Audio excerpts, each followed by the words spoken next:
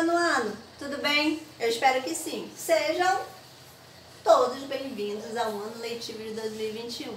Um ano atípico que nós estamos iniciando assim, de maneira online, mas não vamos deixar nada a desejar. Aquisição de conhecimentos, aquisição de amizade, aquisição de tudo que é de melhor nessa vida. E saiba que eu estou junto com você. Tudo que você precisar, entre em contato, que eu vou estar disposta a te ajudar, ok? Vamos lá? Para quem me conhece, estava morrendo de saudade das minhas aulas. Eu sou a professora Lenilza Oliveira, lecionar a matéria de língua portuguesa. Bom, nossa mensagem do dia, como eu sempre transmito para vocês, é que gentileza gera gentileza, mas é mais do que isso. Gentileza, atitude que transforma. Ser gentil é mais do que ser educado. É uma forma de enxergar o mundo. Então, exagere, espalhe gentileza. Porque gentileza traz reciprocidade. E reciprocidade é a palavra mais linda que existe no dicionário, ok? Vamos lá, nossa aulinha de recapitulação. Mas primeiro, vou ensinar umas formas para vocês estudarem de maneira eficaz.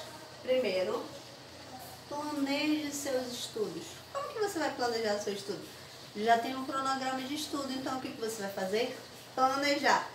Aula de segunda a sexta, vai pegar o seu cronograma, colar em um lugar visível e planejar os seus dias da semana de maneira organizada.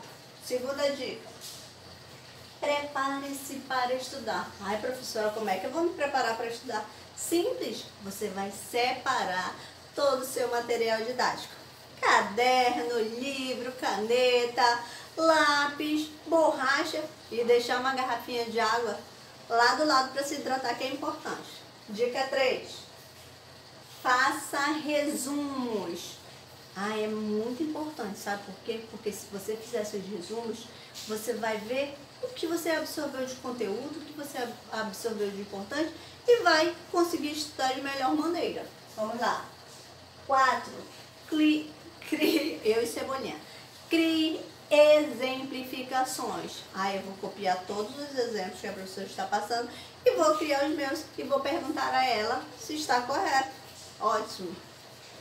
Dica 5. Resolva questões para aprender a memorizar. Gente, memorizar é aprender, né? Eu vou decorar isso aqui. Decorar não. Memorizar significa que você aprendeu aquilo. Então, se existe exercício de fixação, eu vou fazer o quê? Transcrever para o meu caderno e vou realizar o exercício e procurar o professor de seja qual for a matéria, para eu ver se eu acertei ou não. Última dica. Revise o conteúdo estudado. Mega ultra pau. É importante, porque se eu vou revisar, é sinal que aquilo é importante para mim. Se é importante para mim, eu vou dar valor e vou correr atrás. Próximo. Recapitulação, frase, oração, período e os termos essenciais da oração. Vou relembrar o que é frase, o que é período, o que é oração e quais são esses termos essenciais da oração. Lembrando aos senhores que isso é uma recapitulação. Então, é para você relembrar aquilo que você havia esquecido. Bora lá para nossa aula? Então vamos lá. Relembrando aí o conceito de frase. Enunciado capaz de transmitir uma ideia dentro de um contexto. Pode ter verbo ou não. Se eu vou passando pelo amigo e... Oi, não tem verbo, mas eu consegui transmitir a mensagem que eu quero. A mensagem que eu quero é dizer que eu estou cumprimentando. Se eu passo também... Oi, tudo bem? Transmitir a minha ideia. Não tem verbo e consegui me comunicar. Então, frase... eu conseguir transmitir a ideia dentro daquele contexto. Ou seja, é o meu interlocutor entender o que eu estou querendo dizer. Dentro das frases, nós temos aí frases declarativas, interrogativas, exclamativas, imperativas e as optativas. Iniciaremos aí pelas frases declarativas. O emissor da mensagem constata algum fato de maneira afirmativa ou negativa. Declarativa, então, eu tenho na maneira da forma afirmativa ou negativa, mas eu vou conseguir transmitir o que eu quero dizer. Vamos lá para exemplos. O curso termina esse ano. Eu estou afirmando que o curso terminará este ano. O curso não termina este ano. Eu estou ali negando porque eu estou dizendo que não terminará o curso esse ano. Olha aqui, nas frases... tá eu e Cebolinha. Nas frases declarativas, negativas, eu vou ter sempre aqui, ó, não. Se não, se tiver a palavrinha não, eu já sei que a minha declarativa será... Isso mesmo, negativa, muito bem. Já nas frases interrogativas, o emissor da mensagem interroga sobre algo direta ou indiretamente. Diquinha: quando eu estou falando de frases interrogativas, de perguntas diretas. Se for de maneira direta, eu vou ter aqui uma interrogação. Então, vai ser bem mais fácil as frases interrogativas de perguntas diretas, de maneira direta, eu estipular qual será ela, vendo aí a minha interrogação. Já a minha frase interrogativa de pergunta indireta, eu não preciso de interrogação, porque o meu interlocutor vai entender o que eu quero dizer a ele. Exemplo: gostaria de saber se você quer comer. Eu não tenho uma interrogação, mas através do verbo, da maneira que o verbo está expresso na oração, no caso aqui da frase, eu consigo identificar que é uma pergunta indireta e eu estou fazendo, como o próprio nome diz, interrogativo, estou fazendo uma pergunta. Agora vamos para a classificação dos tipos de frase nas frases exclamativas. O emissor da mensagem manifesta emoção, surpresa, porque é declarativa, é expressiva. Exemplo: que lindo! Puxa vida! E o que eu posso perceber na minha frase exclamativa? Que eu tenho um pontinho de... Vamos lá, tenta relembrar. Ponto de exclamação. Enquanto lá nas interrogativas, na forma direta, eu tenho a interrogação, aqui nas exclamativas eu vou ter um pontinho de exclamação. Nem lembrava mais o nome do pontinho, né? Mas agora a gente está relembrando. Falando agora das frases imperativas. Quando a gente fala de imperativas, a gente sabe já que é ordem, é algo que está expressando ali força. Então, vamos lá. O emissor da mensagem emite uma ordem, conselho ou pedido, seja de maneira afirmativa ou negativa. Exemplos: faça o almoço. Eu estou ali ordenando, fazendo um pedido, afirmando que a pessoa tem que fazer o almoço. Não faça o almoço. Eu também estou ordenando para que ele não faça. Se você observar, dentro das frases imperativas, nós também temos aí as afirmativas e as negativas.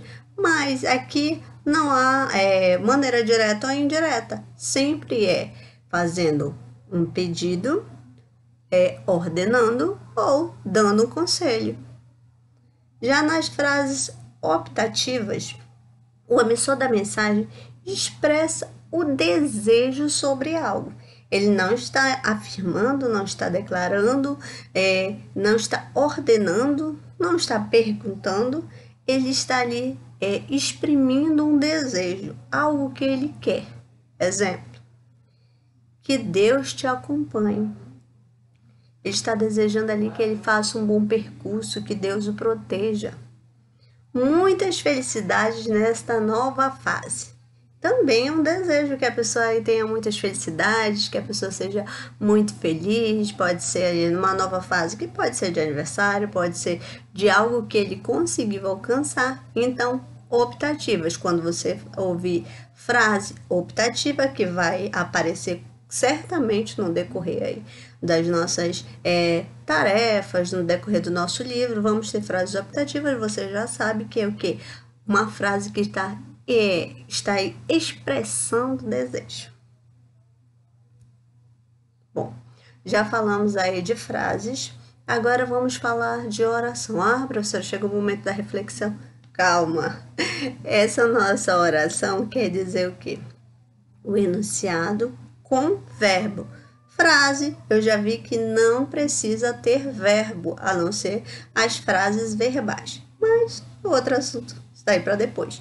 No momento, a gente vai dizer que a frase não precisa de verbo. Já a oração, o enunciado com verbo ou locução verbal. Para ter oração, é preciso ter verbo, enquanto na frase pode ou não ter verbo, na oração obrigatoriamente tem que haver verbo. Vamos para alguns exemplos. Mas antes de eu dar exemplos de oração, vamos lembrar o que é locução verbal. Eu quero que vocês se atentem aqui, ó. Locução. Quando eu falo de locução, eu estou falando de mais de um. Vamos dizer assim, popularmente, mais de um. Se é locução, é mais de um. Tem uma locução verbal, locução adjetiva, mas locução já sei que é mais de um. Aqui, locução verbal. É a junção de dois ou mais verbos, sendo um auxiliar e o outro principal, os quais exercem a função morfológica de apenas um verbo. Mas, professora, a locução aqui, olha, está dizendo que são dois ou mais verbos. Como é que a senhora está dizendo que é só um? Não estou dizendo que é só um. Eu estou dizendo que os dois, lembram lá? Quando eu costumo dizer, que alguns já estudaram comigo e já sabem, são best friends forever, que eles se complementam, eles se auxiliam, eles se ajudam. Então, se são best friends, é como se fosse aí só tivesse o valor de um. Então, estão se complementando, e apesar de eu ter dois ou mais verbos, vai ter só o valor de um. Vamos ver o exemplo? Na locução verbal, estou lendo, eu tenho o verbo auxiliar, que é o estou, e o verbo principal, que é o lendo. Aqui eu observo que eu tenho dois verbos, mas ele tem o valor só de um. Lembrem sempre disso, gente.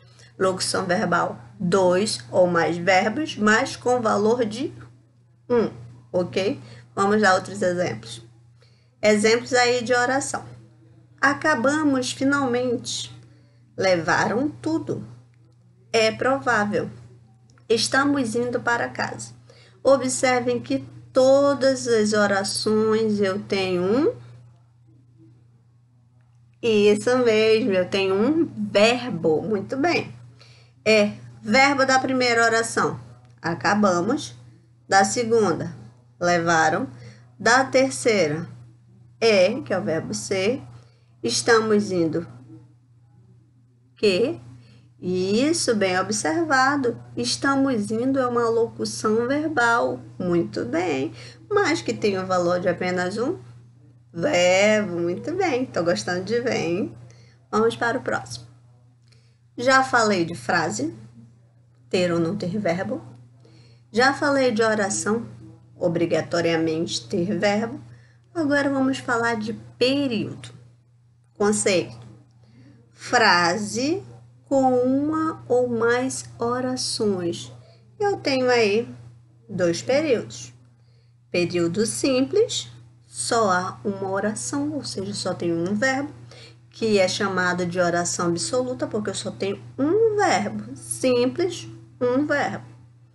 Período composto, há mais de uma oração. Já está falando, o próprio nome já está falando. Composto, quer dizer que eu tenho mais de um.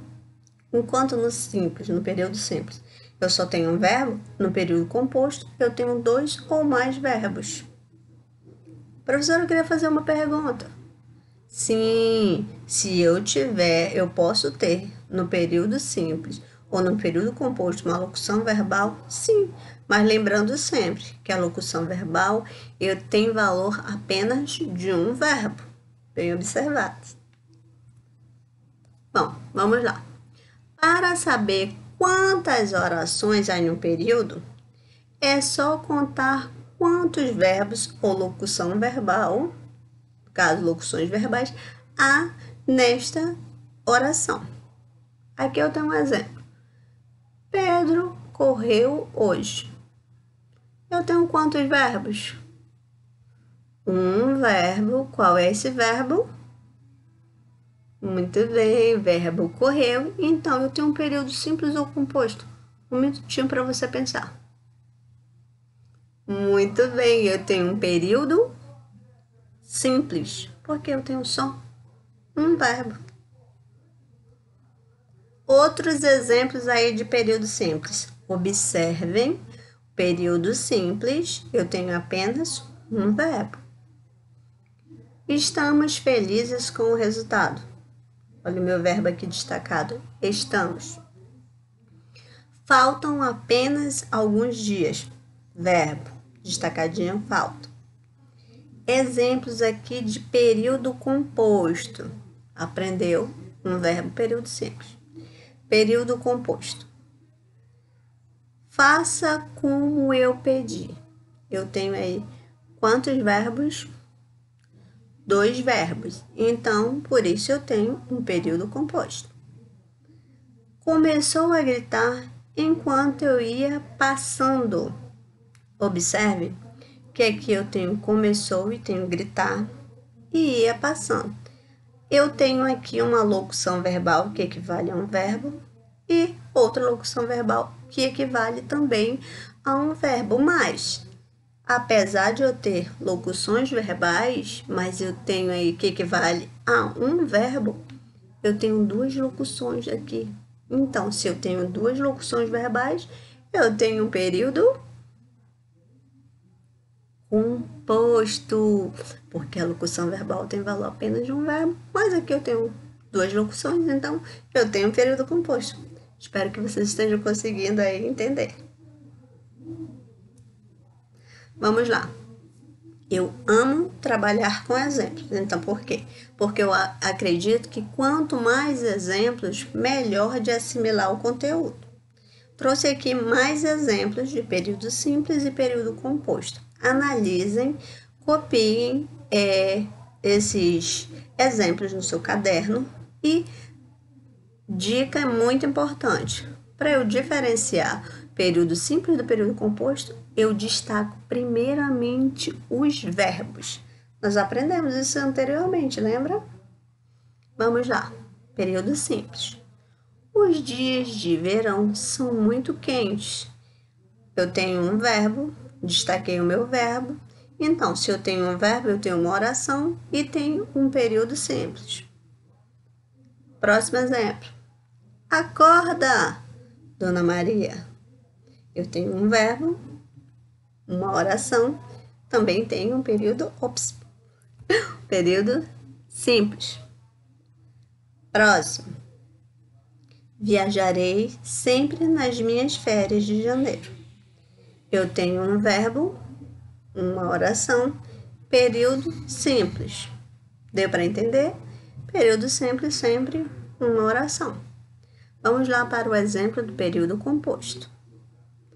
Não sei quantos exercícios havia na prova. Destaquei aqui os 2 verbos. Já sei que eu tenho aí 2 verbos, 2 orações. Então, eu tenho um período composto. Muito bem. Eu guardei dinheiro e comprei um carro. Olha que coisa legal. Tenho 2 verbos, 2 orações, então eu tenho um período composto. Cantei e dancei no meu aniversário. 2 verbos, 2 orações. Então, se eu tenho 2 ou mais verbos, eu tenho um período composto. Muito bem. Bom, já vimos frase, oração, período, simples, composto. Agora vamos relembrar os termos essenciais da oração. Começando aí pelo sujeito. É o elemento da oração a respeito do qual damos alguma informação. O verbo concorda com ele. Quer dizer, o verbo concordará com o sujeito. Sempre. Se o sujeito está no singular, o meu verbo vai estar no singular e assim vice-versa. Se estiver no plural, o meu verbo ficará no Plural, muito bem. Agora vamos lá para o predicado. É a informação que é dada a respeito do sujeito, o verbo faz parte do predicado. Relembrando os senhores que no sujeito o verbo vai concordar com ele, ou seja, o verbo vai concordar com o sujeito. Já o predicado, o verbo ele vai fazer parte do predicado, ok? Vamos para exemplos. Godofrino estava tranquilo. Olha que nome lindo, Godofrino. Ele estava ali sereno, tranquilo.